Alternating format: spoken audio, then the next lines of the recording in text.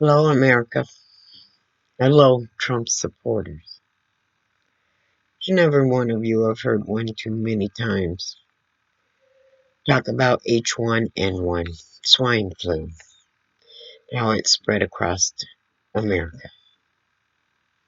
Now I'm hearing about you guys on your deathbed saying there is no COVID. H1N1 was a scary virus, no doubt. It created some problems, no doubt.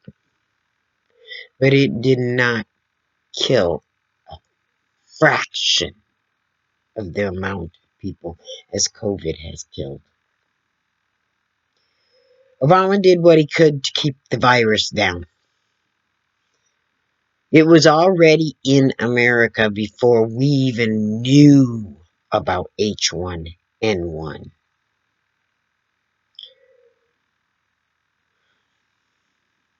We knew about COVID before it even hit America, and nothing was done.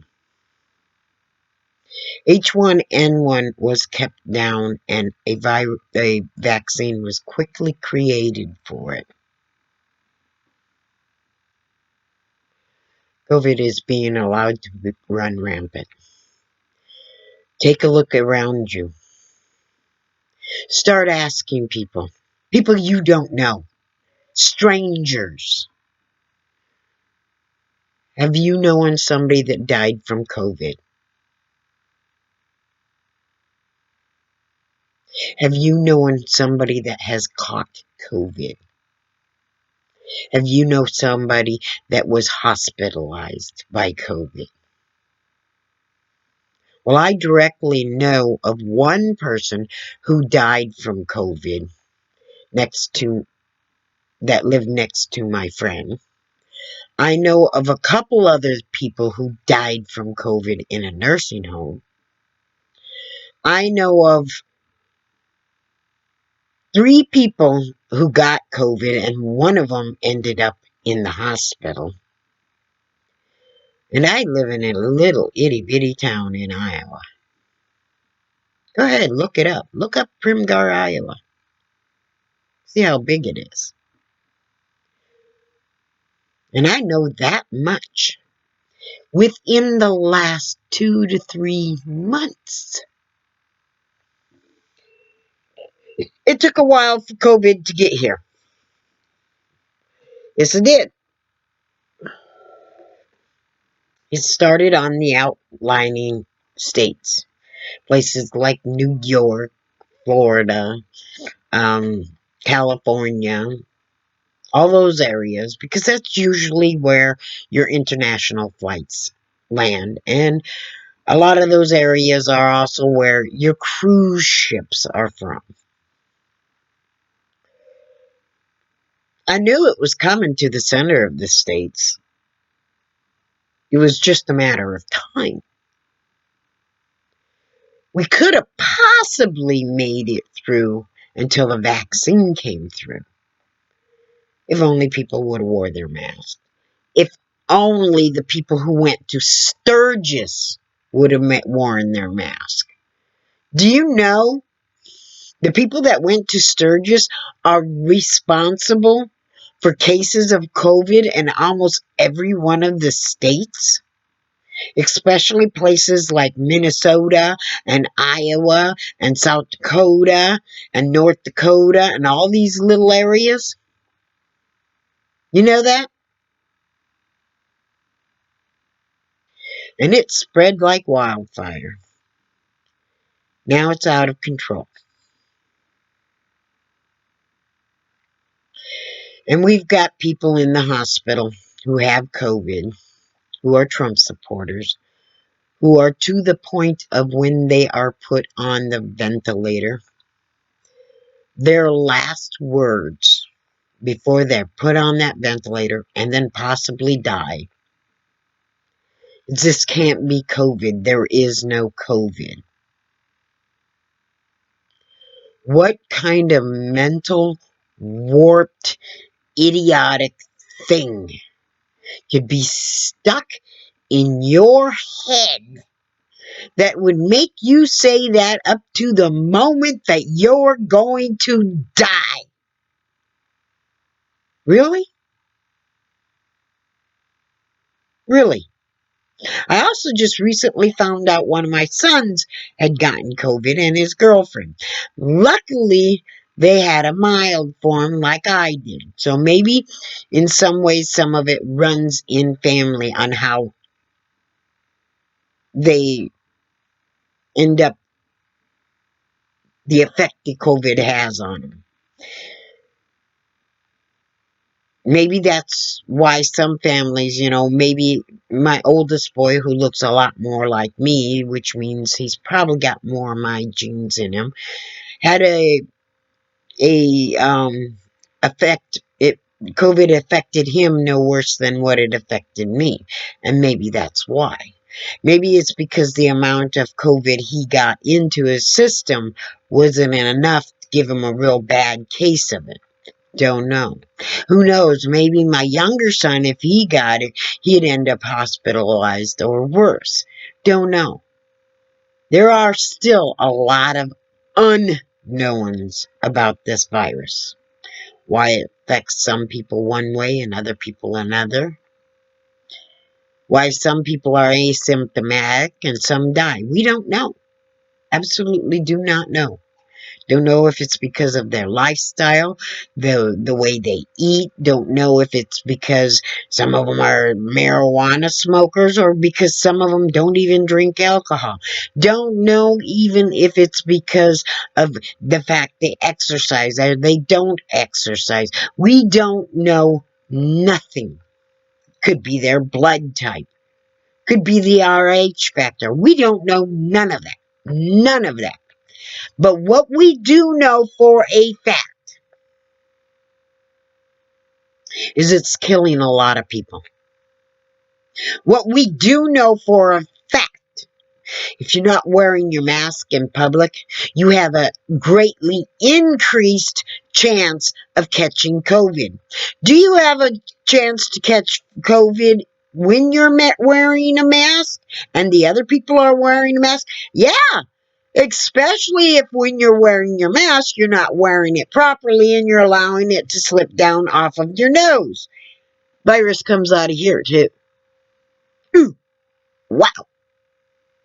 What a novel idea. You breathe out of your nose too. Wow. Do we know everything about this virus? No. Do we know enough to keep us safe until everybody in the United States can be vaccinated? Yes, we do. If you just listen, do we know the virus exists? Yes, we do. If you pay attention to science. So let's do everybody a favor. Let's wear our mask. Let's make sure it stays on our nose. And yes, I know you guys don't like Biden, but here we go. This is the mask I've got to show you. This is your mask. Put it on normally. You make sure it's good and tight across the face here. That way, it is sealing the sides of the mask. You do not wear your mask where it has a gap here like this. No, not gonna work. It's underneath your chin.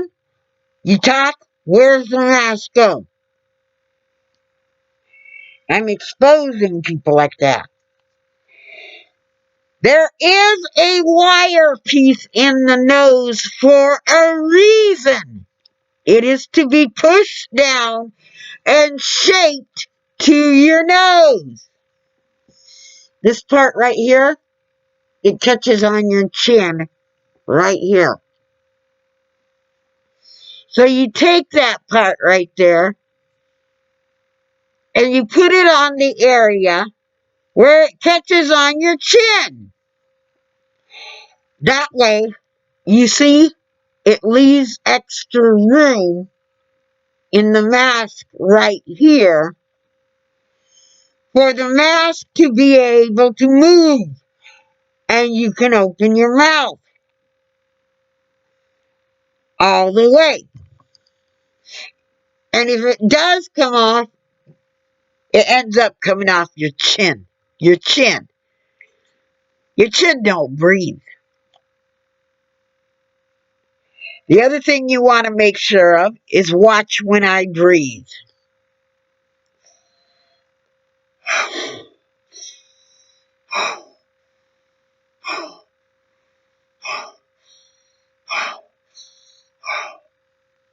See how that mask pulls in and then blows out?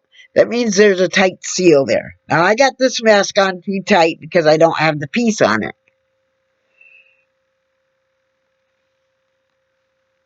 that I normally would.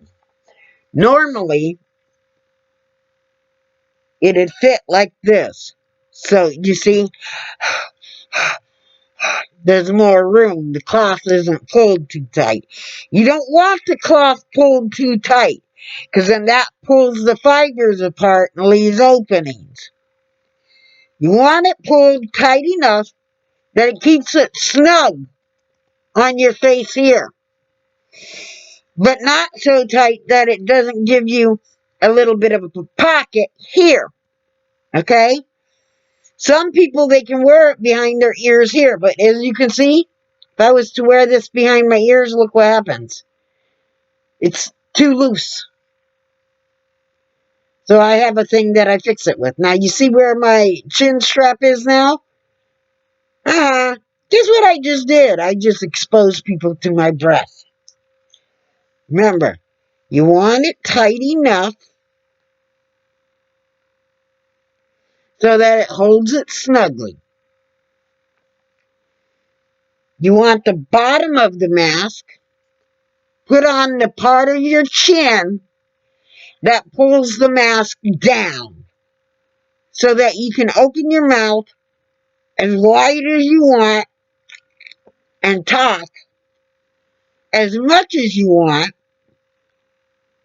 without it coming off of your face. Now, there is a little trick that sometimes with these masks, when you do that, this will go in your mouth. Instead of doing like this, which is going to end up exposing virus to you, do it with the end of the mask. Take your lip, hook it on, and go, and it'll pull the mask down. See?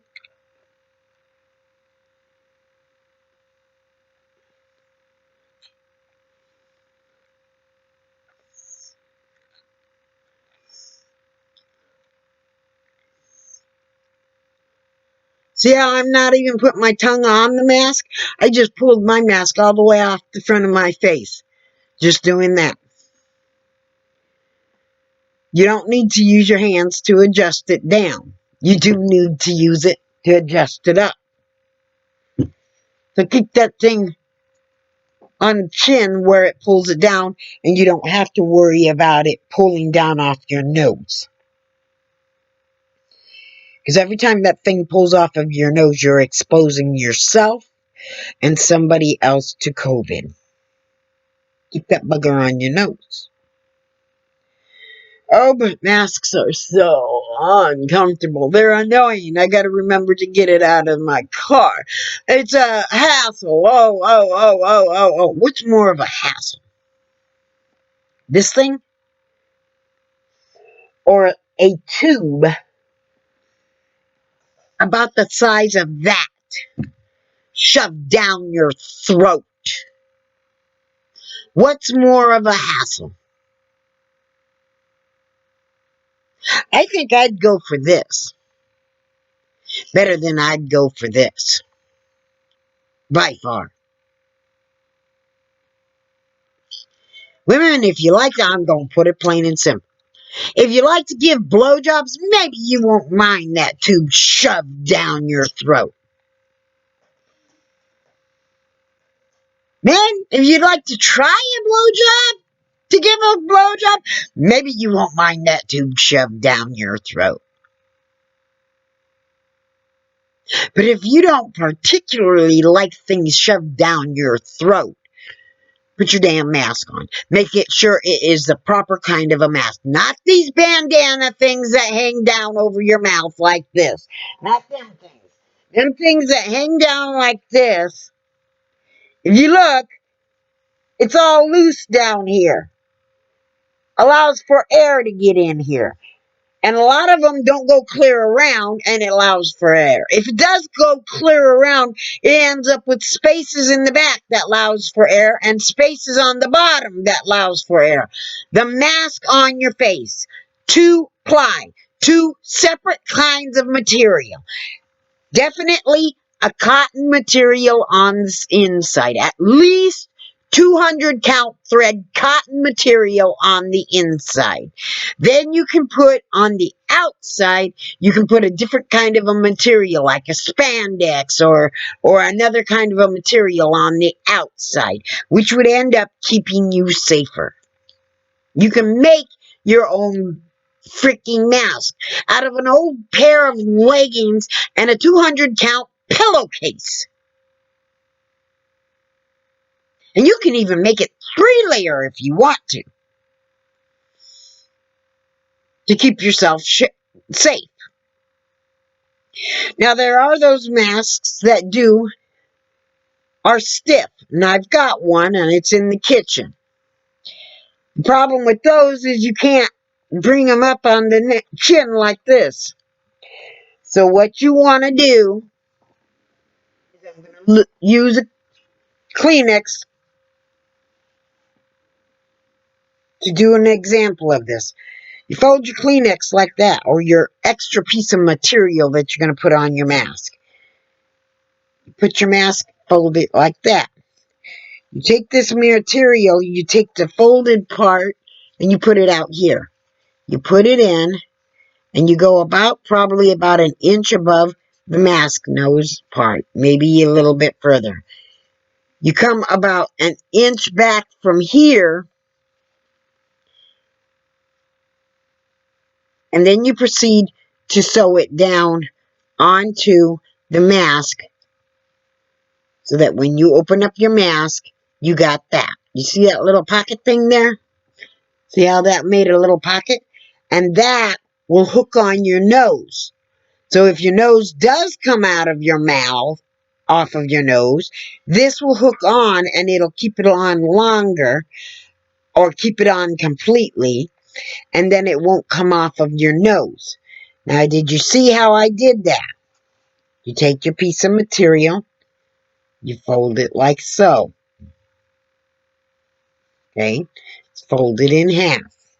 It's got to be a doubled piece of material like I did with this Kleenex. Fold it in half like so. You take your mask, you fold it in half like so. You take your material, you stick it into the mask. So you see how the line is basically right there? It just keeps on smoothly going the direction of the line. And then you bring this down to about here. It's about a little over an inch. You see where that is? About there. And you attach it here. And then you sew it around.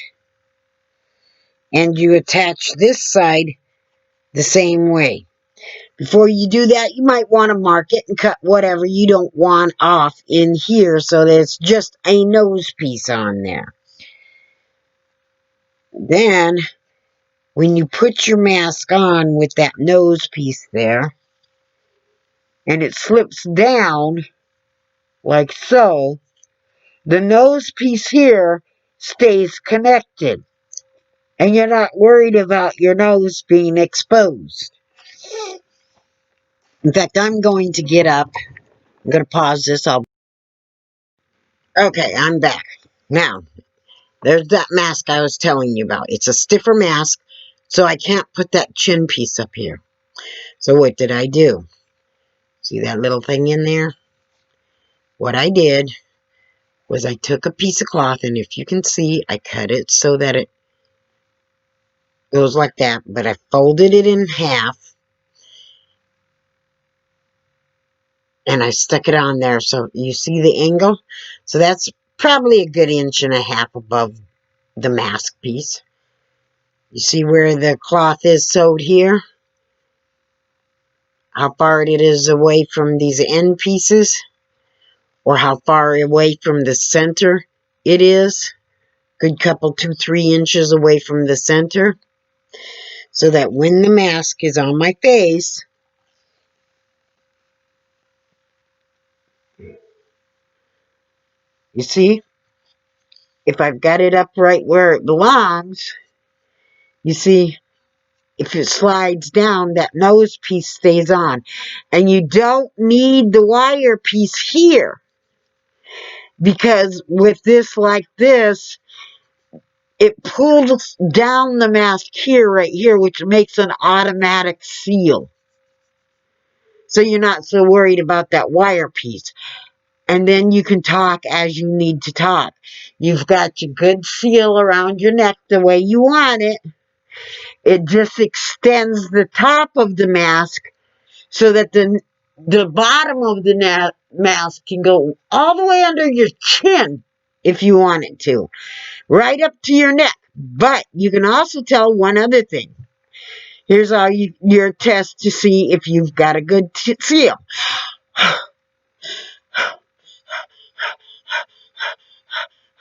You see that?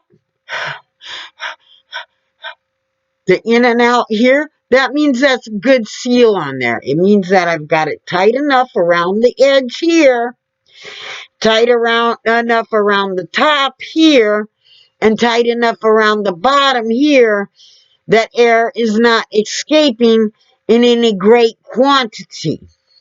And air is not passively or aggressively coming back in on you. So you're still protected. You don't have to be doing this all the time. Not good. Because what if somebody around you was coughing and your hands got COVID on it? You don't know what's happening with where the COVID is. You can't see it. Think of it like this. You walk into a room where there's a smoker. They may not be smoking that cigarette, but you can smell it. Well, COVID don't have a scent. It don't smell. But it comes out of a person's lung the same way it does as if somebody's smoking a cigarette. Now, if you've got somebody smoking a cigarette, which I am a smoker, which you mask people, you want to complain about not wearing a mask, your constitutional rights? Then fine, give me my constitutional right to smoke a damn cigarette in the restaurant. Give me the constitutional right not to wear a seatbelt. Give me a constitutional right not to have a driver's license to drive a car. Give me the constitutional right not to have license plates to drive a car. Okay? Let's talk about constitutional rights and whether or not we should mandate masks. We mandate seatbelts. I don't see you running around and saying it's not my constitutional right, my constitutional rights. We have to have insurance on our car. I don't see you running around saying, it's my constitutional right, it's my constitutional right. You know? Sometimes they make mandates and laws for human safety. They mandate I don't smoke this thing in the restaurant. Not for my safety, for your safety. They mandate you wearing a mask, not for your safety. If you want to be stupid enough to catch COVID, that's your choice. That's your constitutional right. It's for the safety of everybody else in the room. Now I'm going to show you this cigarette. We light it, inhale, and breathe out. See where that goes.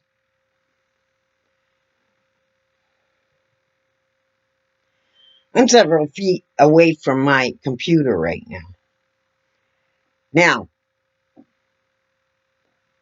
if I don't inhale and then just let it sit in my mouth like I'm normally talking, if you take a look,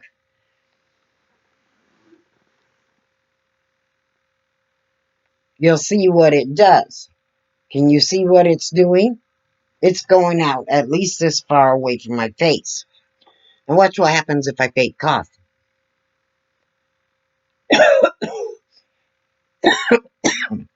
Made me actually cough. Did you see where that went? You see what it just did? That's what's happening with the COVID. Every last bit of that smoke you see represents what's going on with COVID when it first exits your mouth. Now, it's such a tiny particle, it can latch on to a piece of the tiniest little piece of dust and be carried through the air on that dust. So when I'm talking to people and the smoke is coming out like that, I'm putting you in danger.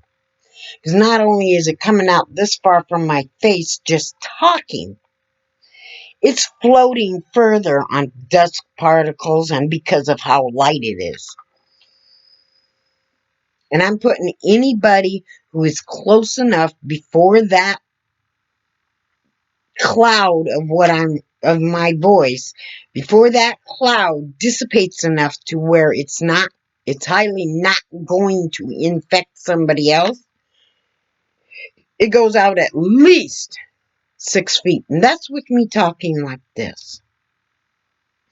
Now, if I'm talking like this, it might go 10 feet. If I'm talking like this, it can go up to 20 feet. If I'm sneezing, it can go up to 20 feet. If I'm coughing, it can go up to 20 feet. So think about that for a minute. You walk in a room where somebody has smoked. If that house had never been smoked in ever in its existence, and one person comes in, lights up one cigarette, half an hour later you walk in, you can still smell the smell of the smoke. Why is that? Because the particles of this smoke gets everywhere. Everywhere. Same thing with COVID. You need to think of COVID as a smoke that has no smell. That's what this is.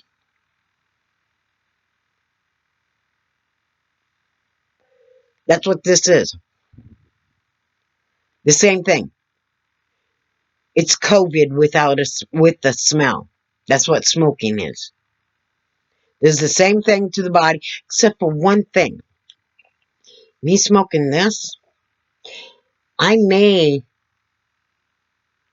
get cancer tomorrow. I may never get cancer. I may get cancer 100 years from now. And that cancer might take 20 years to kill me. You know?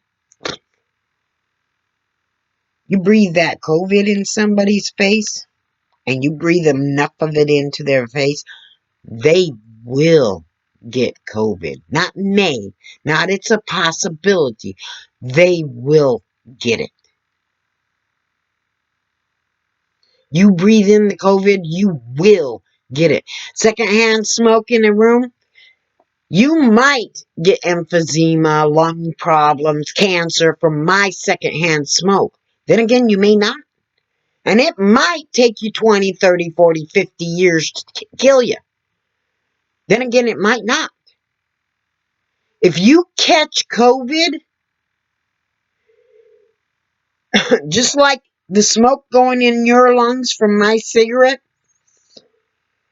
if I'm sitting there breathing COVID at you constantly and it goes into your lungs, you will catch COVID. And you have a higher potential of dying within a few weeks of catching COVID than you do from my smoke. So think about that for a minute. Really, really think about that.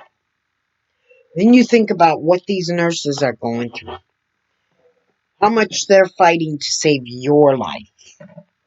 How much of their own lives they're losing. What they're going through in their own lives. How much stress. And many of these nurses, because of the added amount of patients in the hospital, are having to double duty it. Not only are they having to be your nurse, but they're having to be your janitor too.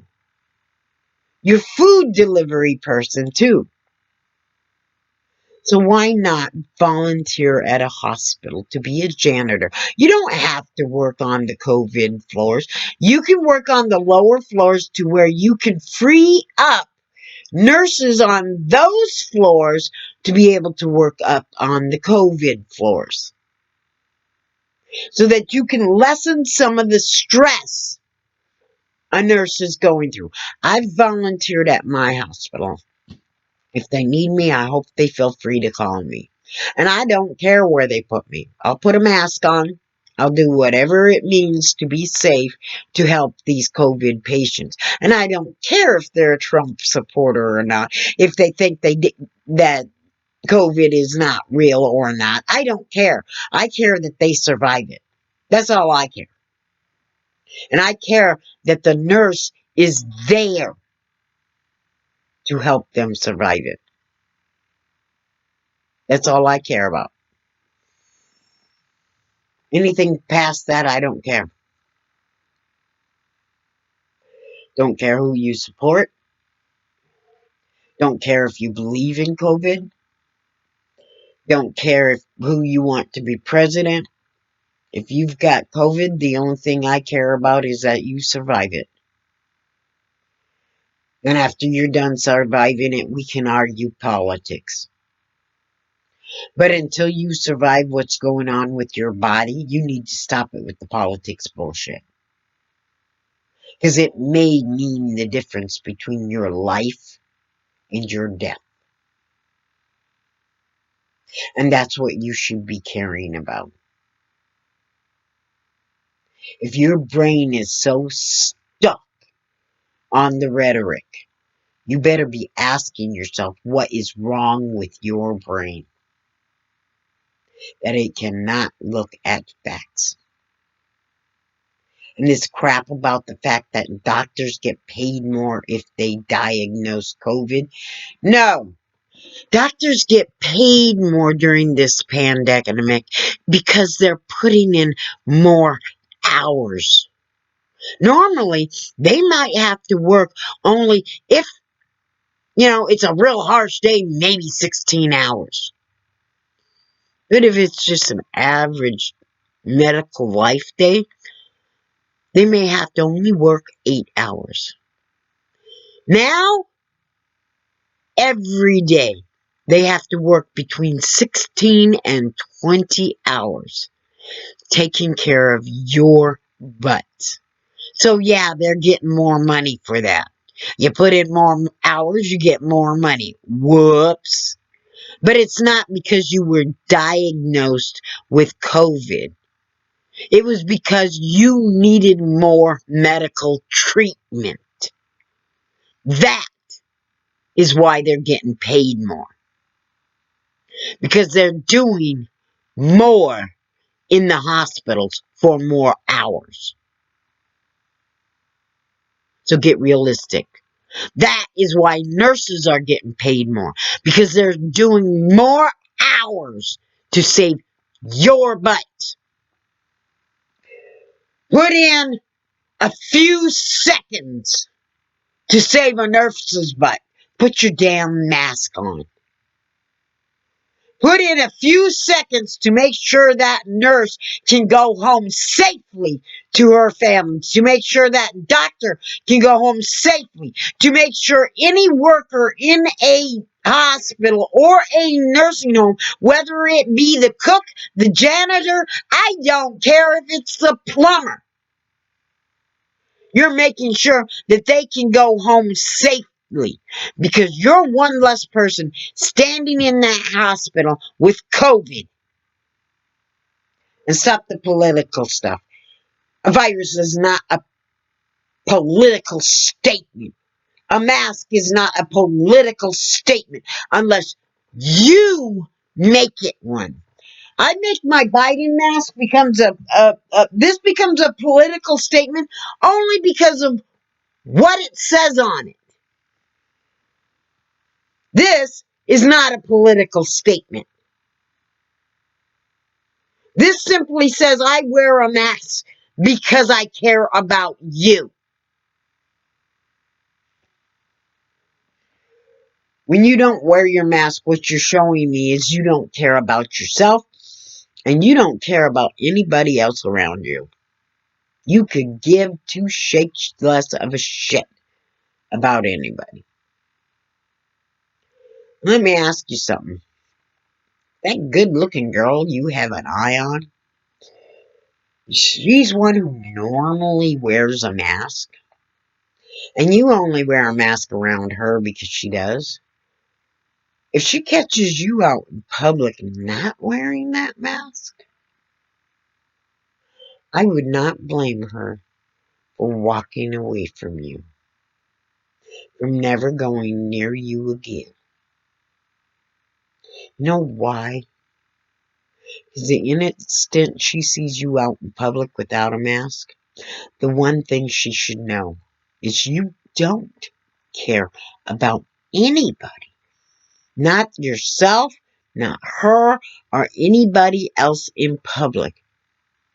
Because you're out there, you're doing something that's dangerous, highly dangerous, walking around in public without a mask. You're bringing it back into her world and her life and potentially giving COVID to her, let alone catching it yourself. And you're not caring. You're just caring how beautiful she is and what you'll do when you're around her so that you can get in her pants. You don't care about her health. You don't give two shits of a shake of a damn about it. And I wouldn't blame any woman for walking away from you. I wouldn't even blame a wife for walking away from her husband for that. Because if he can't care enough for his family, how in the hell is he ever going to protect them? Think about that for a minute. Think about how much you care about your family. Forget about the rest of the society. Think about how much you care about your family, and if you do not care enough to wear a mask, why should they stick anywhere around you, whether you're male or female? If you do not care enough to wear a mask in public to make sure you and your family are safe from this virus, why on God's green earth should any single solitary person want to be with somebody as selfish as that, who endangers their life like that? And for you that are saying there is no COVID, if there's no COVID, then why are they making a vaccine for it? If there's no COVID, you don't need a vaccine. You don't need to take a vaccine.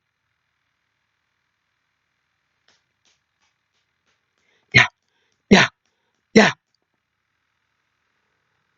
If it's not dangerous, why would you need a vaccine for it? Duh, duh, duh. It'd be like a cold. Do you see anywhere where there's a vaccine for a cold?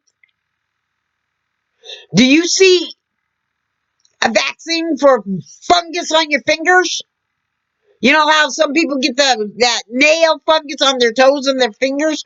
You don't see a vaccine for that, do you? You know why? Because it's not dangerous. It don't kill you.